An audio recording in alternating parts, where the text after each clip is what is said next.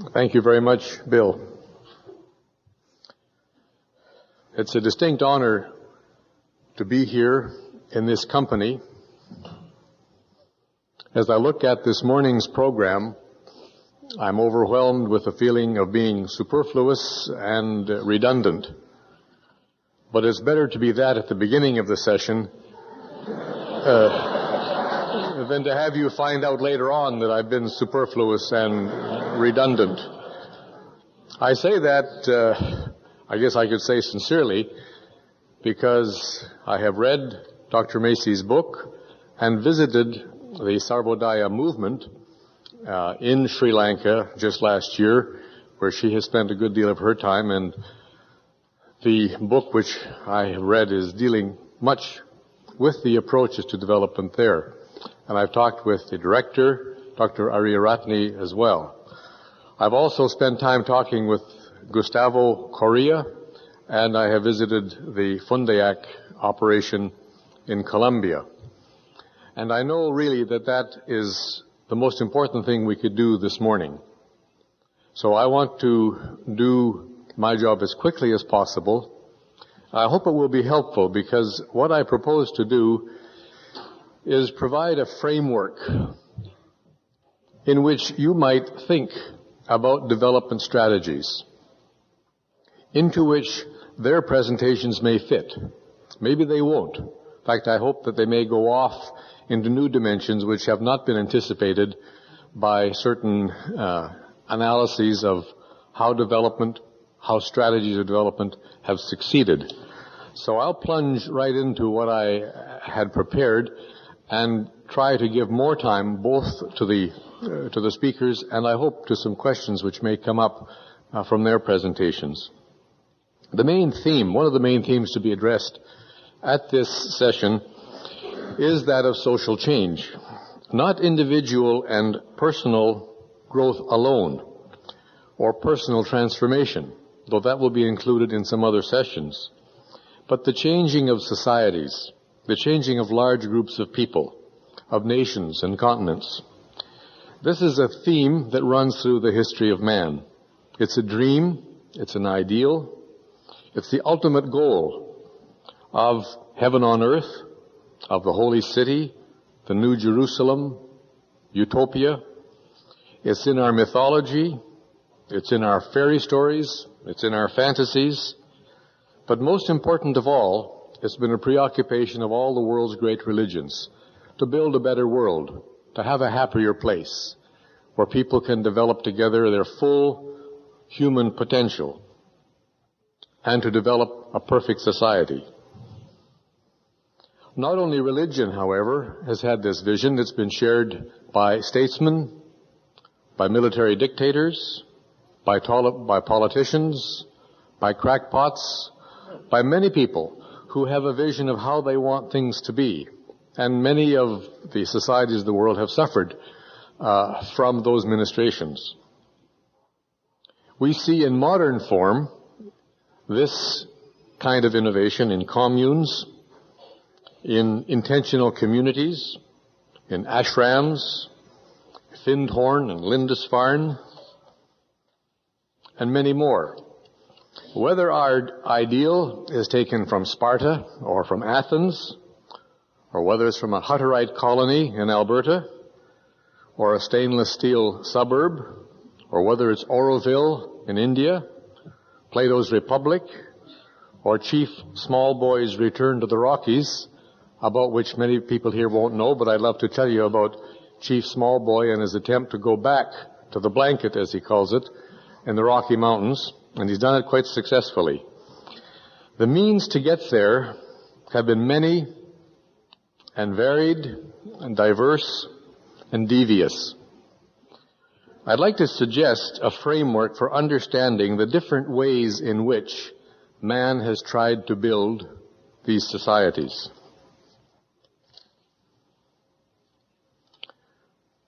They've been identified and interpreted in many different ways, using different measurements and applying different categories.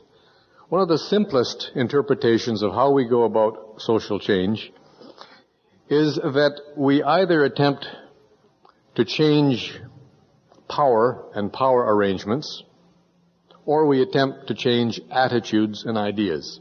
A simple division.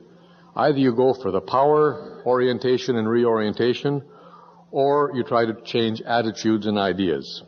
The concentration on power obviously emphasizes the importance of conflict, concessions, bargaining, control mechanisms, and indeed sees the final resolution only in a highly polarized conflict, where the better side wins, or where a new arrangement is reached. And we're used to that kind of way of bringing about social change. Not always good, but it brings about change. The emphasis on attitude, on the other hand, leads to a concentration on ideas and on relationships, insights, inspirations, new models, and so on, and is deemed successful when a new idea or a new attitude begins to pervade society and modify its behavior. Now, those are two simple approaches to understanding strategies. However, I think they are too simple. A more detailed and complex explanation is provided by two theorists by the name of Chin and Benny, who identify three strategies to social change. And here I must apologize for what becomes a little jargonish. It's not mine, but I have to use it. One is called the empirical rational approach to change. The other is called the normative re-educative approach to social change. And the third is the power coercive approach to social change. The empirical rational, the first, is based on the assumption that men are guided by reason. Perhaps that's its first error. And that they will utilize some rational calculus of self-interest in determining needed change in behavior. Faith is placed on knowledge, on research, on analysis, and on clear understanding. Problems can be solved, new directions can be taken by developing further studies, getting larger grants, further research, and the dissemination of those results. Its greatest strength has been in diffusing acceptance of, quote, thing technologies, but it's not worked well in the area of people technologies. That's the first approach. It's successful to some extent. It's one that we employ a good deal in our society, the empirical and rational.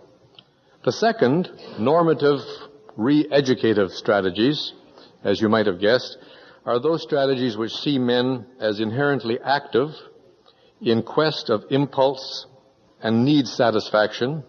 Intelligence arises in the process of adjusting to the environment.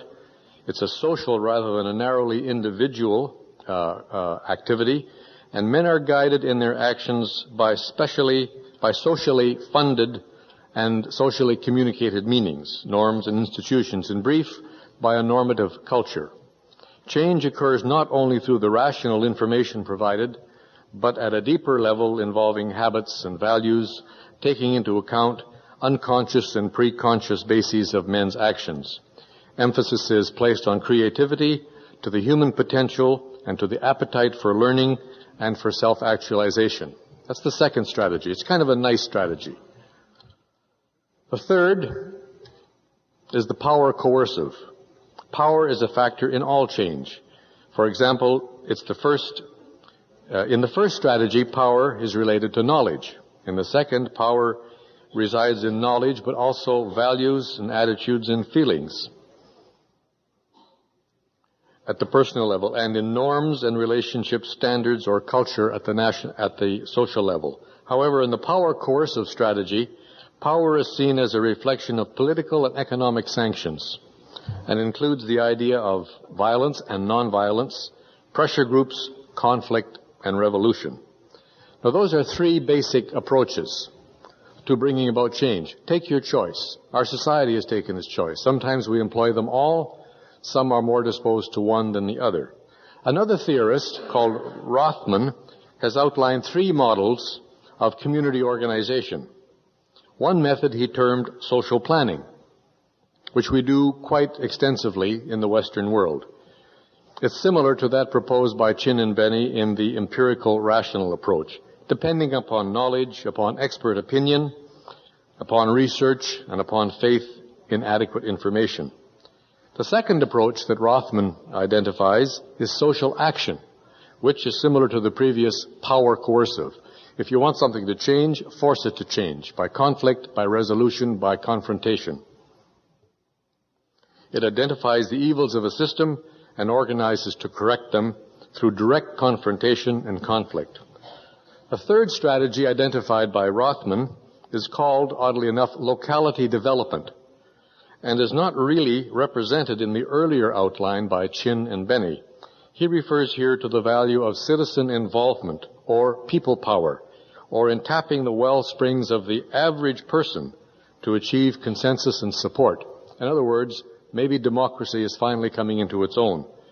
To the extent that it does identify people's aspirations and hopes and dreams, it's close to the strategy identified by Chin and Benny, and which they call normative re-educative, in that the mobilization for change is not solely intellectual or rational, but includes deeper and often hidden fears and hopes.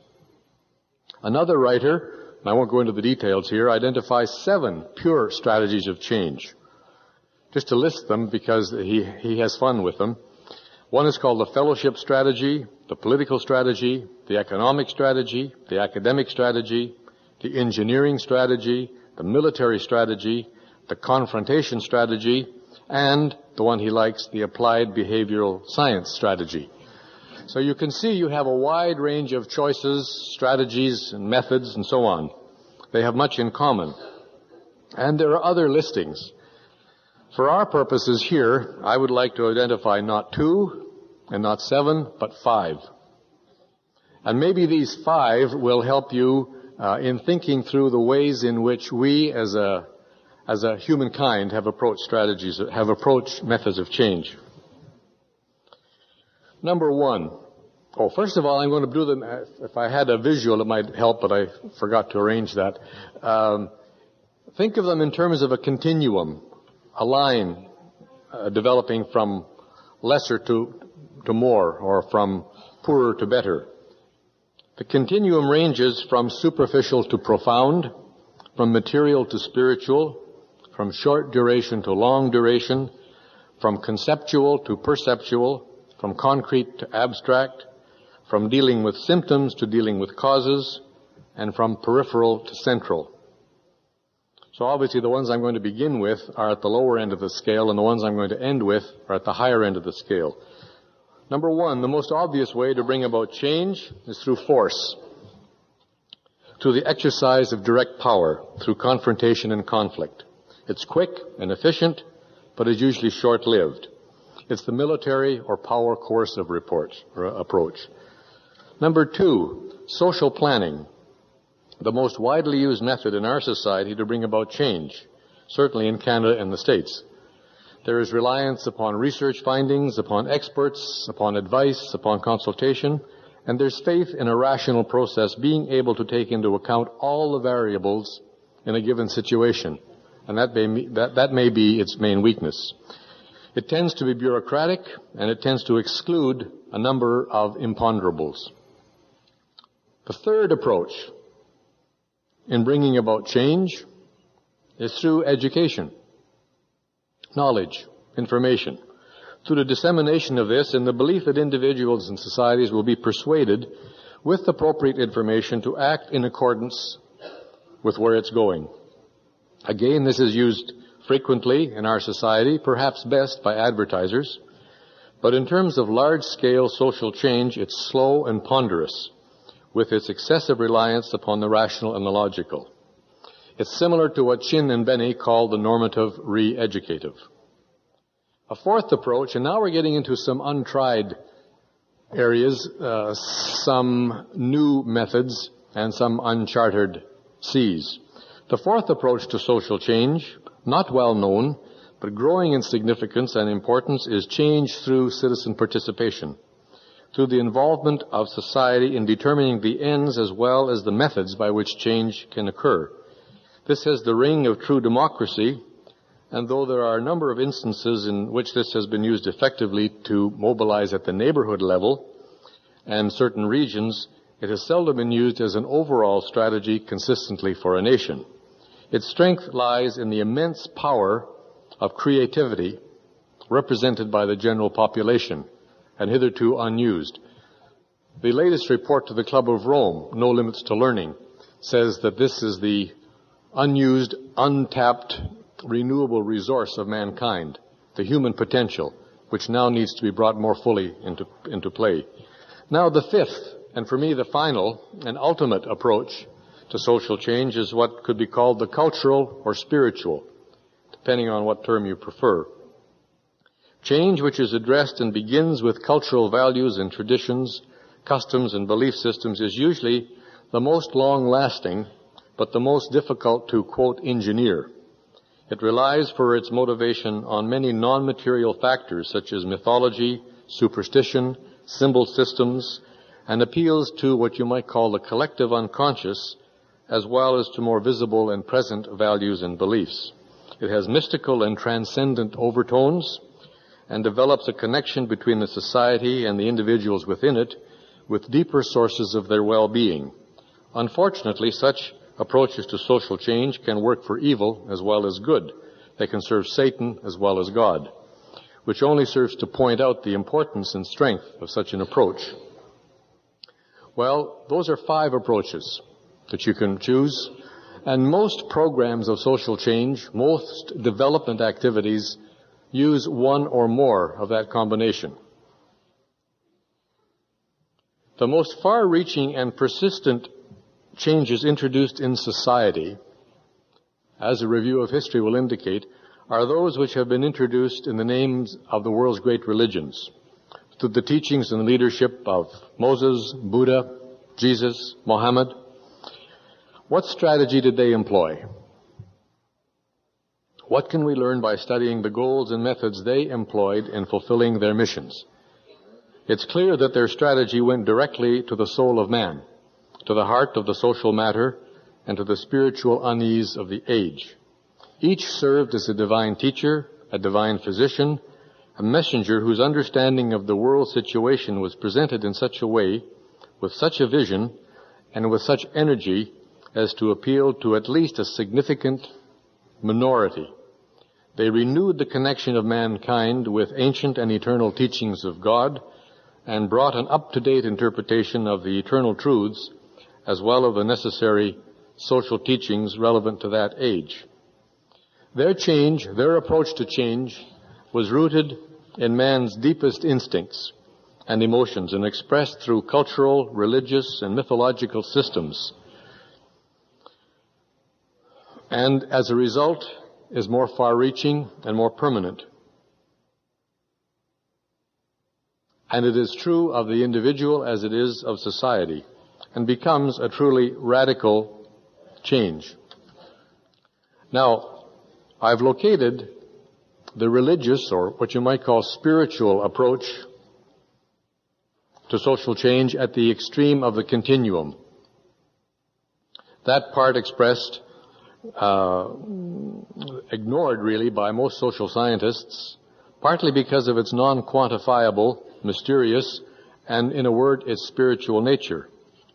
It does, however, appeal to the whole person, to the mind and the body and the spirit, to the intellect, to the intuition, to the emotions, and to the senses. But in every case, it insists upon the central idea of God as the source of being and the source of all knowledge. A difficult notion for a skeptical age, in which, as Yeats says, quote, "The best lack all conviction, while the worst are full of passionate intensity." Horace Hawley reflects this in an article of his. Speaking of the present generation, they become desperately virtuous without sympathy, moral without joy, or theological without vision, and subject always to the disastrous readjustments, plunging themselves into frank bestiality or critical atheism.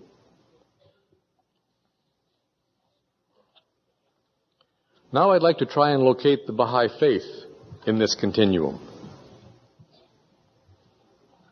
And I think, first of all, we have to reflect upon the overarching purpose of the revelation of Baha'u'llah.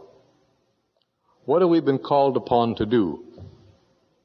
in the world today.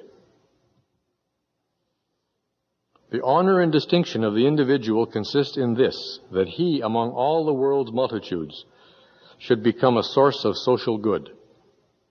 Is any larger bounty conceivable than this, that an individual, looking within himself, should find that by the confirming grace of God he has become the cause of peace and well-being, of happiness and advantage to his fellow man? No, by the one true God, there is no greater bliss, no more complete delight, that of service to mankind. It's clear from passages such as this that the Baha'is are committed to the service of mankind, to the advancement of an ever-advancing civilization, to the building of a better social order, to social change. Indeed, Baha'is are instructed to, quote, lay hold of all those instrumentalities that promote peace and well-being and happiness, the knowledge, culture, and industry, the dignity, value, and station of the entire human race.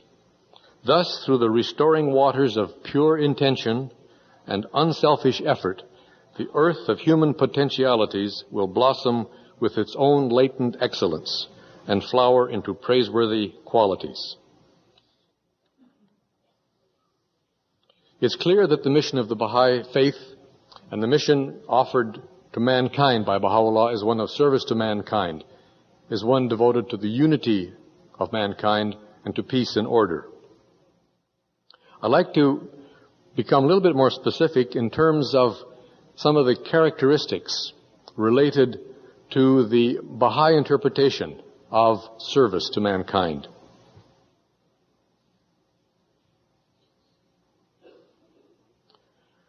To the list that I gave you before of 2 approaches or 7 approaches or 5 approaches, there's another one. It might be called Abdu'l-Baha's approach. And it's got 3 stages.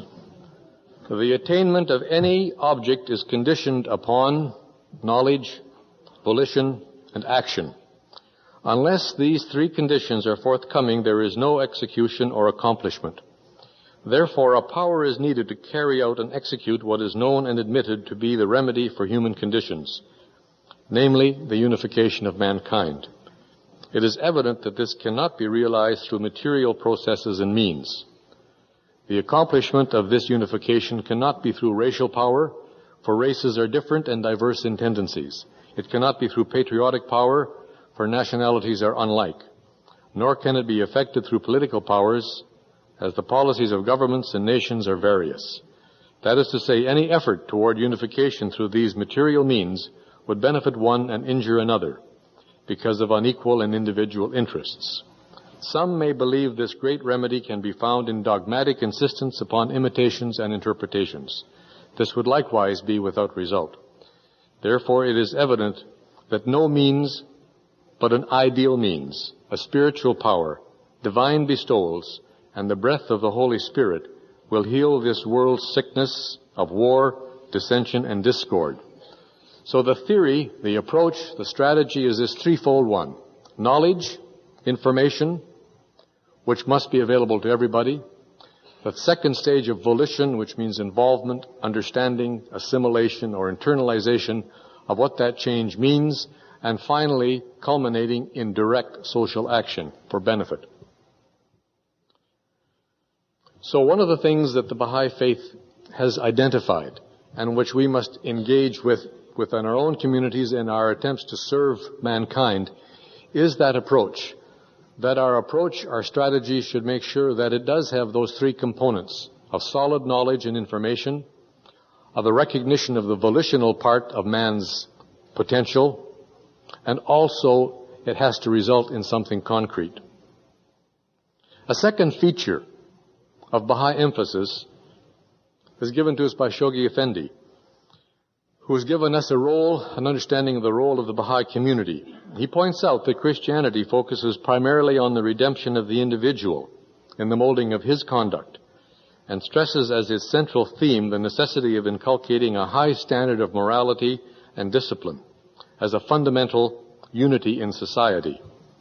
No reference is made in the gospel to the unity of nations, to the unification of mankind as a whole, or to the role of community life.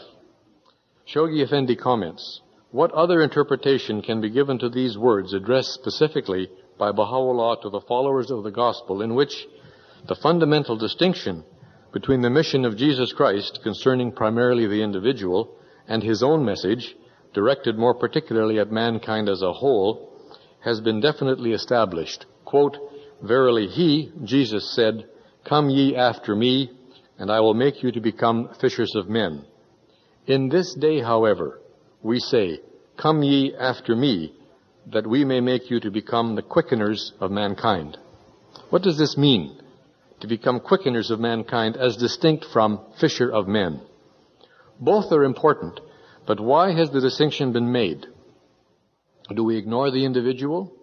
What's the relationship between the individual and the community? What does quicken mean? When you are planning social change, when you are considering social change, do you work on the individual or do you work on the society? That's putting it in a very rough and ready way. Shoghi Effendi explains further, the object of life to a Baha'i is to promote the oneness of mankind. The whole object of our lives is bound up with the lives of all human beings. Not a personal salvation we are seeking, but a universal one. Our aim is to produce a world civilization which in turn will react on the character of the individual unit and through it reach out to the conglomerate life of men. The Baha'i community therefore must develop in such a way that provides spiritual nourishment not only for its own members but for all mankind. It must provide the culture, the environment in which the individual can develop his fullest potential in spiritual, mental, and physical terms. How's my time, Mr. Chairman? A few minutes? Okay, I think I can wind this up fairly closely, really quickly. Those are two features which I think distinguish or at least give emphasis to the Baha'i approach. The other third feature by which the Baha'i faith should be distinguished and will be distinguished is the means by which this change is brought about throughout our Baha'i communities, through the creation of an administrative order. No other religion has been born with such a fully developed, well-developed, and precisely effective means of organizing the affairs of men. Through the operation of the administrative order, the affairs of the Baha'i community are planned and organized. Its energies are channeled in keeping with a clearly defined purpose, a well-developed plan, and a process. And this is what often is missing from many development plans: a clearly defined purpose, a plan, and a process or a procedure. These are clearly there for our attention within the teachings of Baha'u'llah, and they have to be taken from the printed page into our hearts and into our minds and applied in these social change programs. Through the administrative order at all levels and in many different forms, the individual finds his social role. Through service in the administrative order, his potential is released. He is trained and developed so that his energies and creativity are directed towards unity and harmony, the highest value in the Baha'i community. As Baha'is, we know that it is more important to contribute to the unity of the group than to be right. And that's a hard lesson for us Westerners to learn. It's more important to contribute to unity than to be right. The Baha'i approach to social change provides an urgently needed balance to the excessive individualism which has developed out of the Judaic-Christian tradition. For this reason, Baha'u'llah wrote at great length about the nature of our administration, about the need for order and unity in the conduct of human affairs, from the family level to the global level. The nature of this community is clearly identified, its qualities are described, the processes and procedures are in place and being perfected, and it is up for us now to apply them to our own communities and to share them with the generality of mankind. A fourth feature, which I think distinguishes a Baha'i approach, is, in fact, where I came across this was when I was visiting Dr. Ariyaratne in Sri Lanka. And he reminded me that in the processes of social change, when a country is planning to bring about social change, traditionally we have thought of two forces of social change. There's the government, which makes things happen, and there's the private sector, which makes things happen. That's it. You've got government in place, and you've got business and private entrepreneurs and multinationals. Now to that has been added a third force, and he called it a third force, and it's people power, or it's involvement of people, citizen participation. In the Baha'i faith, this is elevated to a very high importance through the process of consultation, through the concept of universal participation, through the release of the energies of all people who are on equal footing in all Baha'i administration and service. And this is something which we need to work at far more diligently as we try to mobilize villages and communities around the world. There's a growing awareness of the power represented by people's movements, by the involvement of the citizen in determining his own goals. This means that to the two forces I mentioned, government and the private sector, we must add the third, which is a recognition of the immense capacity of the ordinary person. Now, the final feature that distinguishes the Baha'i approach, I think, is the most important. It's the overarching metaphor of the Baha'i faith. How do we perceive the world? With hope or with despair? With the sense of progress, or are things already set? The dominating metaphor that comes through all the writings is one of growth, evolution, life, development, richness, and potential. The portrayal of a twofold process which repeats and reappears in the Baha'i faith, the twofold process of growth and decay, of disintegration and integration, of death and life, clearly outlines a process, a flow of activity. Mankind is challenged to rebuild, to participate in the building of a new world order, a global civilization, to concern itself with the true source of all energy and growth. The defining of this process gives man a choice, an invitation to join in the enterprise of building a world civilization, of allying himself with the forces of order and integration, and not with those of disintegration, decay, death, and destruction. Repeatedly, as we immerse ourselves in the writings of Baha'u'llah and Shoghi Effendi and Abdul Baha, this metaphor comes through. And I'd like to read just a few passages, and there are many such as this, which somehow work on us consciously or unconsciously, giving us this sense of hope and letting us know that there is a place, there is an opportunity, there is a need for our involvement in this huge and gigantic and exciting constructive process. The whole earth is now in a state of pregnancy. Another image. The day is approaching when it will have yielded its noblest fruits, when from it will have sprung forth the loftiest trees, the most enchanting blossoms, the most heavenly blessings. Another one. The onrushing winds of the grace of God have passed over all things. Every creature hath been endowed with all the potentialities it can carry. Every tree hath been endowed with the choicest fruits. Every ocean enriched with the most luminous gems. Man himself hath been invested with the gifts of understanding and knowledge. Another one, this from Abdul Baha. The call of God, when raised, breathed a new life into the body of mankind and infused a new spirit into the whole creation. It is for this reason that the world has been moved to its depths. The hearts and consciences of men have been quickened. Ere long, the evidences of this regeneration will be revealed, and the fast asleep will be awakened. This is all to be done through the Word of God. And this is the realization that we have to ponder about. Again from Baha'u'llah. I testify that no sooner had the first word proceeded through the potency of thy will and purpose out of his mouth, and the first call was gone from his lips, then the whole creation was revolutionized, and all that are in the heavens and all that are on the earth were stirred to the depths.